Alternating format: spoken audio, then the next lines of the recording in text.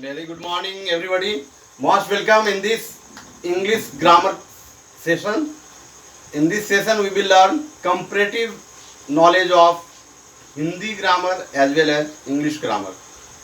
This is known as basic knowledge of grammar. You all are ready for this? Yes, sir. Then come to the point. Our Okay, topic sir. is basic knowledge of Hindi and English grammar. In Hindi, Hindi स्वरों की मात्राएं, that is science of Hindi vowel. In Hindi, we have 11 vowels. Hindi में 11 स्वर हैं जिनको इस श्रेणी में दर्शाया गया है क्रमिक रूप से, और इसके लिए हम इस मात्रा का प्रयोग करते हैं आ, इसके लिए इस मात्रा का प्रयोग करते हैं। छोटी ई या हर्ष ई, इसके लिए इस मात्रा का प्रयोग करते हैं। बड़ी ई या दीर्घ ई, इसके लिए इस मात्रा का प्रयोग करते हैं।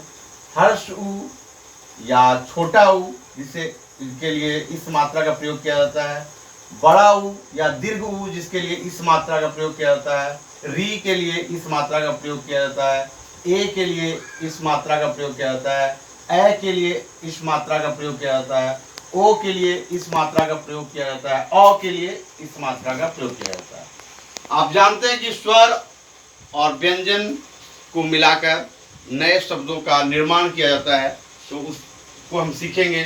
जैसे क ल कल बनाना है, इसके ऊपर हेड हमने दिया जिसमें ये अ की ध्वनि समाहित रहती है।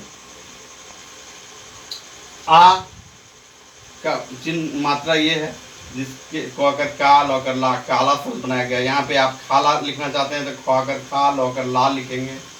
माला लिखना चाहते हैं तो म कर मा, ल कर ला, माला लिख सकते हैं। इस तरीके से आप मात्रा का प्रयोग सीख सकते हैं बार बार से अभ्यास करके। और क हर्षिकार की, ल कर ला, कीला है। यहाँ पर आप अगर लिखना चाहते हैं गीला, तो ये अगर आप यहाँ पे लिखना चाहते हैं मीठा तो म का प्रयोग कर सकते हैं, ठ कर ठा कर सकते हैं। अगर आप यहाँ पे कोई और शब्द लिखना चाहते हैं, ग से बनाना चाहते हैं तो ग का प्रयोग करेंगे, ख से बनाना चाहते हैं तो ख का प्रयोग करेंगे। इच्छित वर्ण का प्रयोग आप यहाँ पे कर सकते हैं और नए शब्दों का निर्माण कर सकते हैं। जैसे दीर्घ ई है, जिसे बड़ी ई की मात्रा के नाम से भी जाना जाता है, तो उसे हम क दीर्घकार की ल कील लिख पाते हैं। इसके जगह क के जगह अगर कोई दूसरा शब्द यूज करना चाहते हैं तो आप कर सकते हैं। दूसरे वर्ण को यूज करके नए शब्द का निर्माण कर सकते हैं। वर्ण का आशय यहाँ पे व्यंजन से है, क्योंकि ये स्वर की मात्रा है और यहाँ पे व्यंजन का प्रयोग कर आप नए शब्द का निर्माण कर सकते हैं। दूसरा है हर्षु, तो क हर्षुकार कू ल कूल। इसी तरह से क रुकार कू ल कूल। क और ये जो मात्रा है री, इसमें जोड़कर संयुक्त कर क कर पा, कृपा बना सकते हैं। इस तरीके से अन्य शब्दों का भी सृजन कर सकते हैं। अगर आपको ऋचा लिखना है तो ऋचा भी लिख सकते हैं। ए का प्रयोग कर केला लिख सकते हैं, इसकी जगह मेला, ऐसा और शब्द बना सकते हैं। आप इच्छित शब्दों का निर्माण कर सकते हैं इस मात्रा के सहयोग से। ए का प्रयोग कर कैसा यहाँ पर लिखा गया है। ओ की मात्रा प्रयोग कर यहाँ कोई शब्द बनाया गया है। अ की मात्रा से कौन शब्द बनाया गया है। इस तरीके से इन वर्णों की जगह आप नए वर्णों को रखकर नए शब्दों का निर्माण कर सकते हैं। तो आपका होमवर्क रहेगा ख से एक एक शब्द इन मात्राओं के साथ जोड़कर बनाएंगे। क की जगह ख का प्रयोग करेंगे और जैसे ख ल खल हो जाएगा, खाला हो जाएगा यहाँ पे।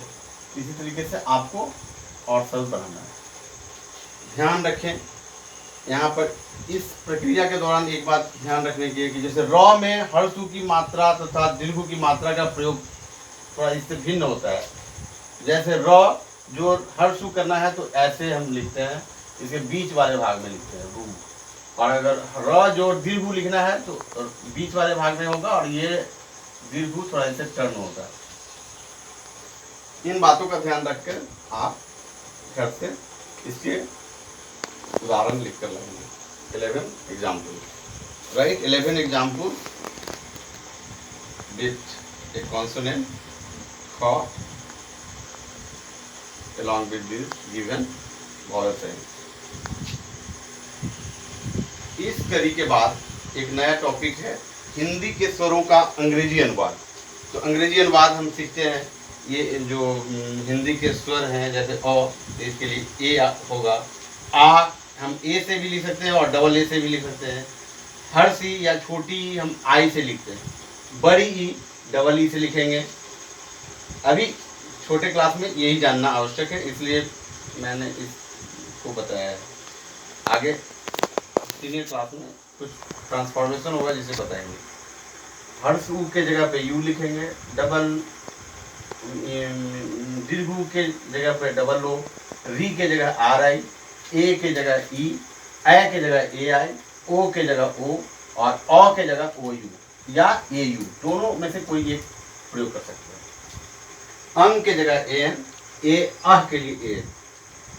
तो इसका प्रयोग जानने के लिए हम 12 खड़ी लिखते हैं, जिसे इंग्लिश में आप कह सकते हैं usages of Hindi vowels along with consonants. क, के से क, के ए से का, के आई से क हर्षिकार की, के डबल ई से क दीर्घकार की, के यू से क हर्षुकार कु, के डबल ओ से क ध्रुवकार कु, के ई से क एकार के ए आई से क एकार कै, के ओ से क ओकार को, के ओ यू से क औकार क, के एन से कन और के एस से क। अभी प्राइमरी लेवल पे इतना जानना आवश्यक है और इसके सहयोग से आप 12 खड़ी लिख सकते हैं। कल आप ख से 12 खड़ी लिख पाएंगे। आप सोच रहे 12 खड़ी क्या है?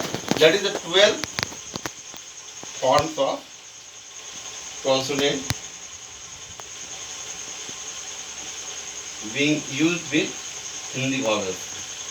You can count 1, 2, 3, 4, 5, 6, 7, 8, 9, 10, 11, 12। तो घर से आप ख का 12 खड़ी लिख कर लाएंगे और चेक करेंगे। इस तरीके से आप आगे बढ़ते जाएंगे। हिंदी के और जितने भी व्यंजन हैं अर्थात कॉन्सोनेंट हैं उसका प्रयोग आप 12 खड़ी में सीखेंगे और उसके बाद आप शब्द बनाना सीख जाएंगे। Okay, sir. Thank you very much.